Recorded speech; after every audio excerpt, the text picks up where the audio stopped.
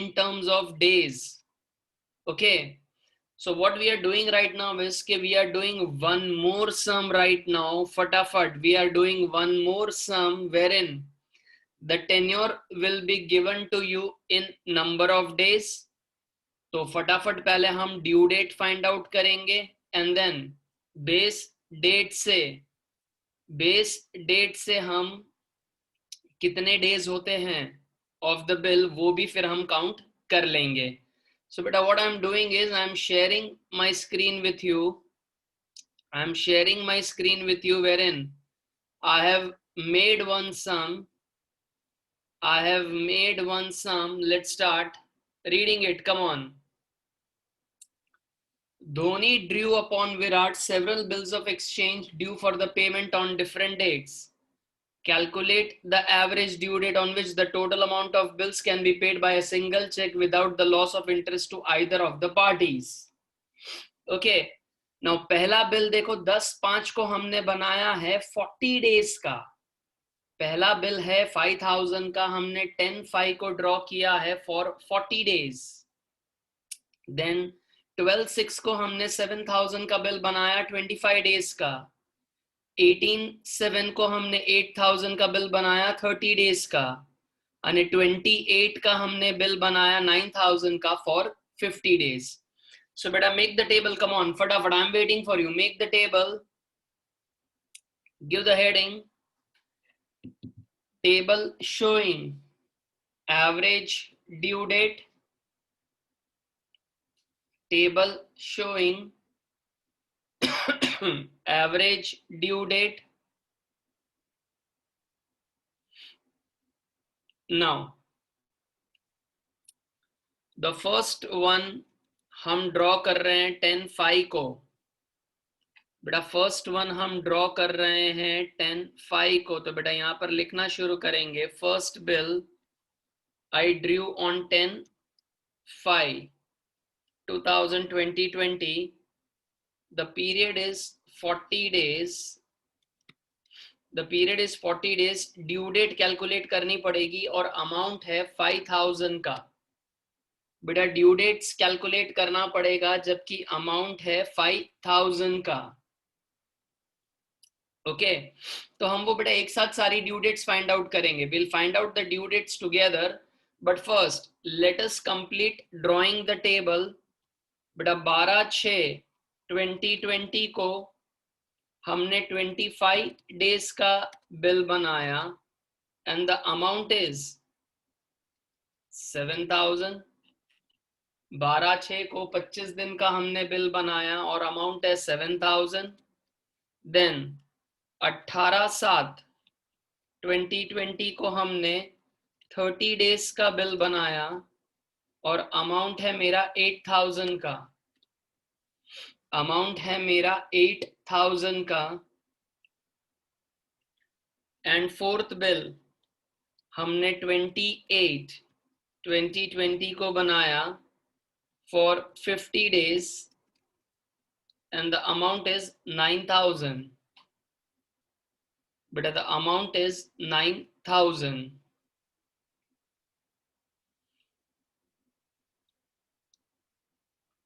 So but this way we have drawn 4 bills on different dates. We have drawn 4 bills on different dates. अब यहाँ पर tenure अगर हम ध्यान से देखें बेटा, अगर हम टेन्योर देखें तो हमें नंबर ऑफ डेज में टेन्योर दिया हुआ है. We have given the tenure in number of days. So let us start finding out the due date for the first bill. Come on, let us start finding out the due date of the first bill. Give the heading working note number 1. But give the heading working note number 1, calculation of due dates. Working note number 1, calculation of due dates. अब देखो पहला bill मैंने 10/5/2020 को बनाया है जिसमें हमें add करने हैं 40 डेज.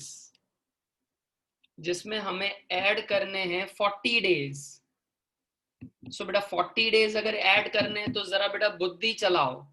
10 मई, तो मई के महीने में कितने दिन होते हैं? मई के महीने में 31 डेज। सो मई के महीने में अगर 31 डेज हैं तो मई के मंथ में और कितने दिन बचे? 21 डेज। मई के महीने में 21 डेज बचे, और जून में हमें 19 डेज लेने के, तब जाके देखो 40 डेज हो जाएंगे। लेकिन लेकिन इसमें बेटा हमें प्लस और क्या करने का? 3 days of grace. We also need to add 3 days of grace. तो 19 में अगर हम 3 दिन का ग्रेस ऐड करें, 19 में अगर हम 3 दिन का ग्रेस ऐड करें तो 20, 21, 22, 22 will be my due date. बेटा 22 जून, 22 जून 2020 will be my due date. सो यहां पर हमको ड्यू डेट लिख देनी पड़ेगी 22 जून 2020। बराबर छे? बराबर छे? ओके।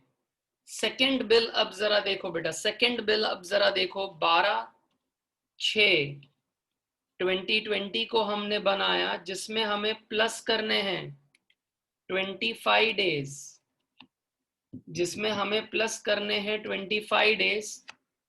तो जून के महीने में कितने दिन बचे? बेटा देखो 12 दिन निकल गए। जून में देखो 12 दिन निकल गए, तो अभी बचे 18 डेज। और फिर मुझे जुलाई में भी जाना पड़ेगा, जिसमें मैं 7 डेज जुलाई के ऐड करूंगा, तो मेरे 25 डेज खत्म हो जाएंगे। 18 डेज जून के एंड 7 डेज जुलाई के, तो मेरे 25 डेज खत्म हो जाएंगे। एंड उसके बाद जरा 3 दिन का ग्रेस ऐड करो। चलो उसके बाद 3 दिन का ग्रेस ऐड कर दो। सो अगर हम 3 दिन का ग्रेस ऐड करें तो 10 July will be my due date. 10 July 2020 will be my due date. 10th of July will be my due date. कोई डाउट? ये दो हमने ड्यू डेट्स फाइंड कर ली, उसमें कोई डाउट? ये जो दो ड्यू डेट्स हमने फाइंड करी उसमें कोई डाउट? बेटा नेक्स्ट थर्ड वाला खुद से ट्राई करो और मुझे मैसेज भेजो क्या आएगा due date. Come on everybody, next everybody try करो and send me the due date on message. बेटा हमने 18 जुलाई को बिल बनाया 30 डेज के लिए। 18 जुलाई को हमने बनाया है 30 डेज के लिए।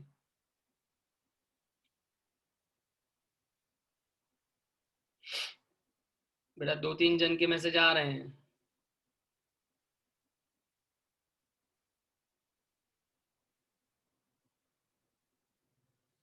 बेटा 18 जुलाई।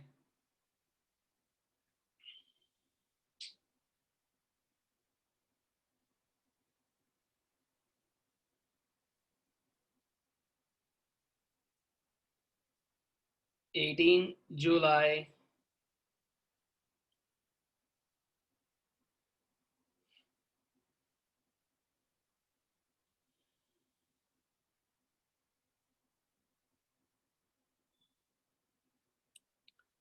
बेटा बहुत लोगों ने मेरे को मैसेज भेजा 28/2020, 28/2020। बेटा लेट्स सी, ऐसा आ रहा है जरा चेक करो। 18 जुलाई को हमने बिल बनाया 30 डेज के लिए। 18 जुलाई 2020 को हमने बिल बनाया फॉर 30 डेज। ओके, तो जुलाई के कितने दिन रह गए? जुलाई में 31 डेज होते हैं, तो यहाँ पर 13 डेज जुलाई के और अगस्त के 17 दिन, तो 30 डेज हमारे कंप्लीट हो जाते हैं। और उसमें फिर हमें 3 दिन का ग्रेस ऐड करना है, तो 20 अगस्त इज द राइट आंसर। बेटा 20 अगस्त 2020 is the right answer. Okay बेटा, फोर्थ वाले का मेरे को आंसर दो, फोर्थ वाले का ट्राई करो. Give me the answer for the fourth one.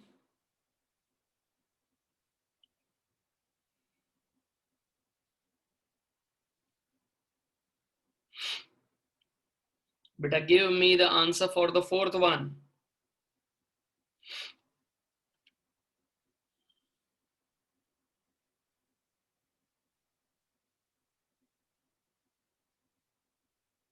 बेटा, जय मेहता ने गलत आंसर भेजा है. जय मेहता.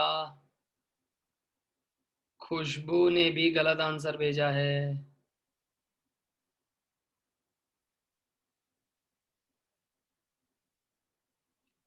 देन खुशहाली पटेल, उन्होंने भी गलत आंसर भेजा. मसरत ने भी गलत भेजा है. मसरत.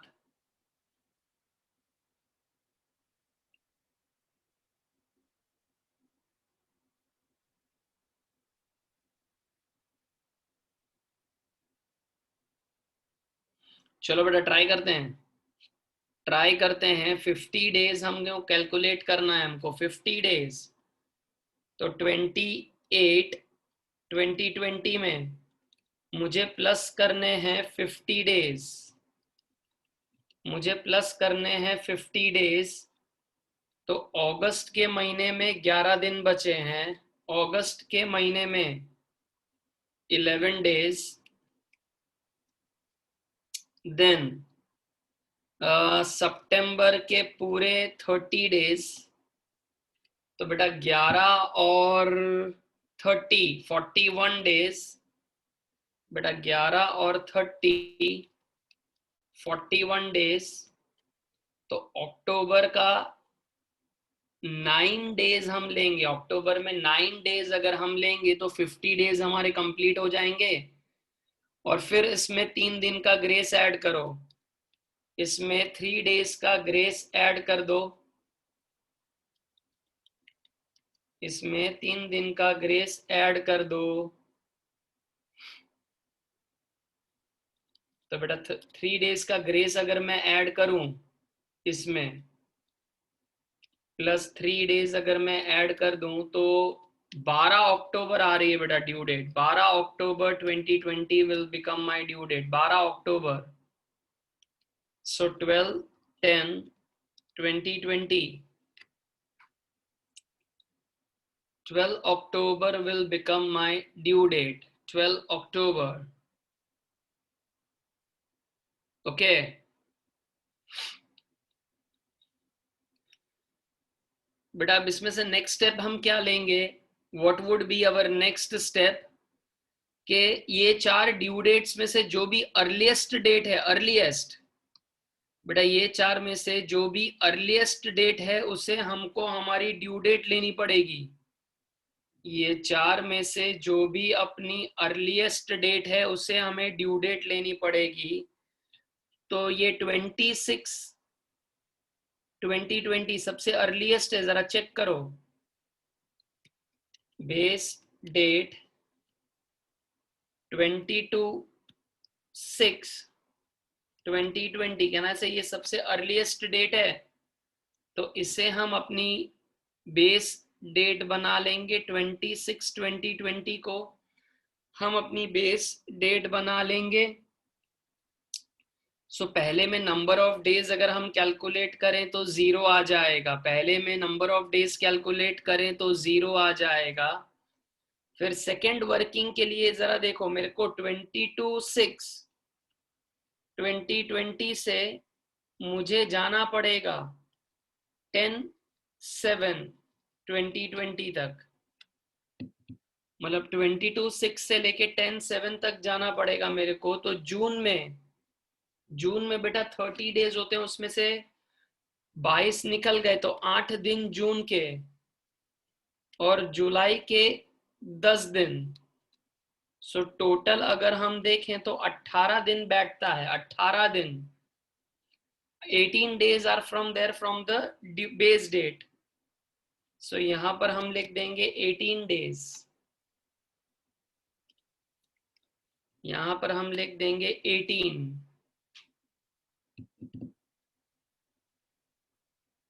बेटा देन नेक्स्ट वाले में 22/6 2020 से लेके मेरे को 2020 तक जाना है। 2020 तक मेरे को जाना है, from June to August. But I have to go from June to August, तो वापस जून के 8 डेज, जुलाई के 31 डेज, अगस्त के 20 डेज। तो हम 20/8 तक आ जाएंगे। सो 8 + 31 + 20, सो टोटल अगर हम देखें तो 59 डेज हो रहे हैं। टोटल अगर हम देखें तो 59 डेज हो रहे हैं।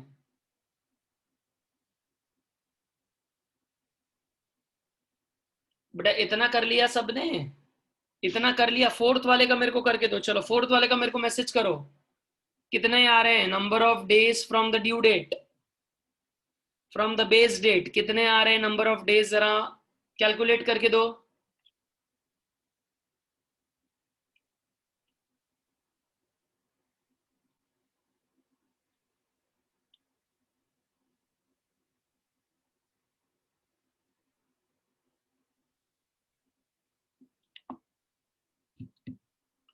बेटा बहुत बढ़िया, very few could message, very few, very few.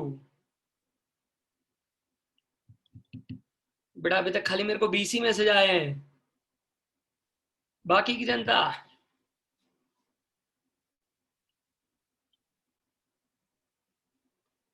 बेटा बाकी की जनता,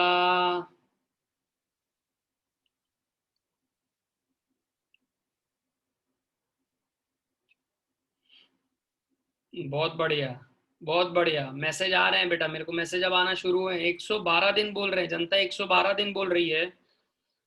तो कैलकुलेट करते हैं। 22 जून 2020 से मुझे लेके जाना है 12/10/2020 तक। तो जून के 8 दिन, जुलाई के 31, ओके, अगस्त के 31, सितंबर के 30,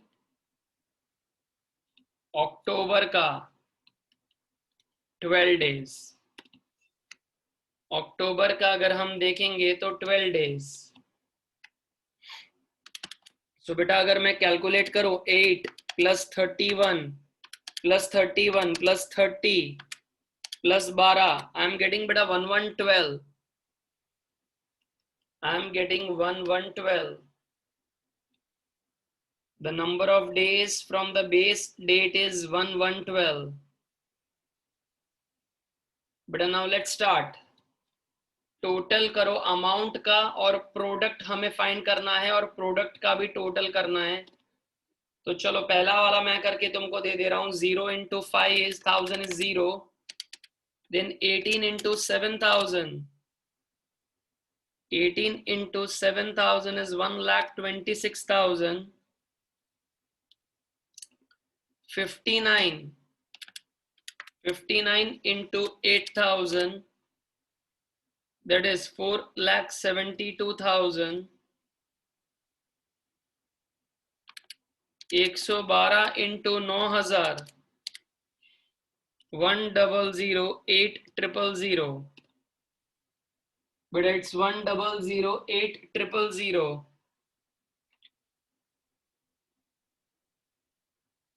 बेटा जरा टोटल कर लो।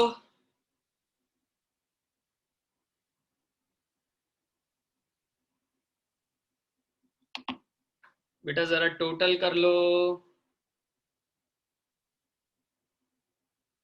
अमाउंट का अगर हम टोटल करें, अमाउंट का अगर हम टोटल करें तो 5,000 + 7,000 + 8,000 + 9,000, 29,000।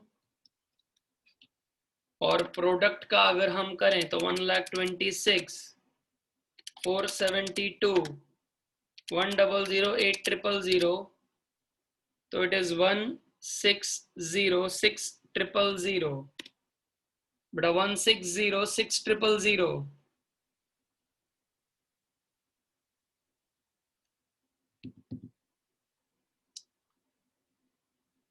बेटा 1,606,000 and let us now find out the average period 1,606,000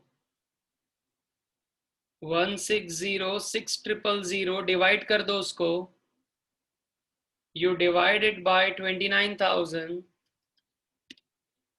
तो 1,606,000 divide by 29,000 you are getting average period कितना आ रहा है जरा चेक करो you are getting 55.37 days जिसको हम राउंड ऑफ करके 55 डेज ही लेंगे 55.37 डेज जिसको हम राउंड ऑफ करके 55 डेज ही रखेंगे जिसे हम राउंड ऑफ करके 55 डेज ही रखेंगे एंड चलो मेरे को फाइनल आंसर दो एवरेज ड्यू डेट का मेरे को फाइनल आंसर कैलकुलेट करके दो चलो फटाफट एवरेज ड्यू डेट का फाइनल आंसर फाइंड आउट करके दो चलो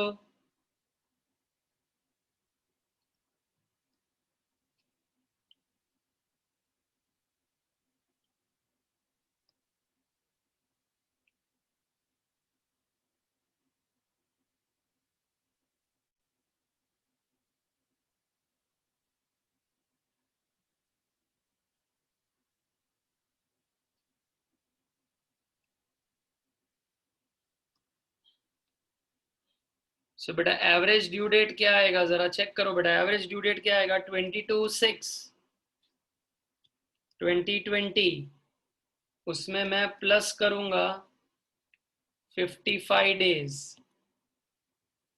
22/6/2020 में 55 डेज ऐड करूंगा तो जून के महीने के 8 दिन बचे जून के 8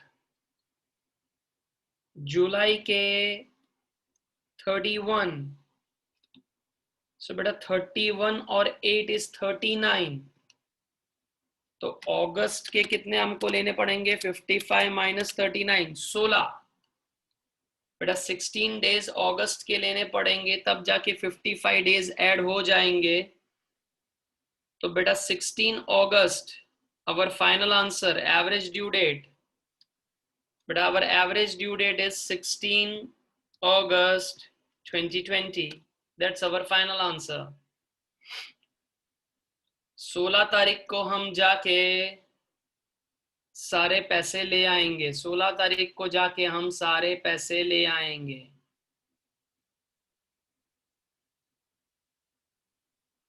बेटा any doubt in any of the working any doubt in any of the working जो एवरेज ड्यू डेट आया वो आपको पता चला सो बेटा इनिशियल हमने क्या देखा कि पहले हमको मंथ्स में दिए थे बिल्स के टेन्योर तो हमने वो कैलकुलेशन देखे फिर डेज में दिए थे फिर वो हमने कैलकुलेशन देखे मतलब अब अपना टाइम आ गया है कि अब हम पैम्पलेट्स में से सम स्टार्ट कर पाएंगे पैम्पलेट्स में से सम हम स्टार्ट कर पाएंगे so in my next video lecture I will be starting off with the pamphlet sum and zoom session पर फिर वो पैम्पलेट के सम्स ही डिस्कस करेंगे आर यू गेटिंग इट आपको कुछ भी डाउट वाउट है तो you message me but chapter is very easy chapter बहुत ही इजी है खाली ये कैलकुलेशन ऑफ डेज ही अपने को देखने हैं we have to see just the calculation of the days that's it और कोई ज्यादा इसमें अकाउंटिंग कंसेप्ट्स आ नहीं रहे खाली कैलकुलेशन ऑफ डेज पर ही अपने को सारा काम करना है ठीक है सो बेटा नेक्स्ट लेक्चर अपने मिलते हैं नेक्स्ट लेक्चर मिलते हैं तब आगे पैम्पलेट के सम स्टार्ट कर देंगे ओके चलो चलो बेटा बाय बोल दो बाय बोल दो Bye, sir. Bye, sir. Good day, sir. Bye, sir. Bye, sir. Bye Bye, sir.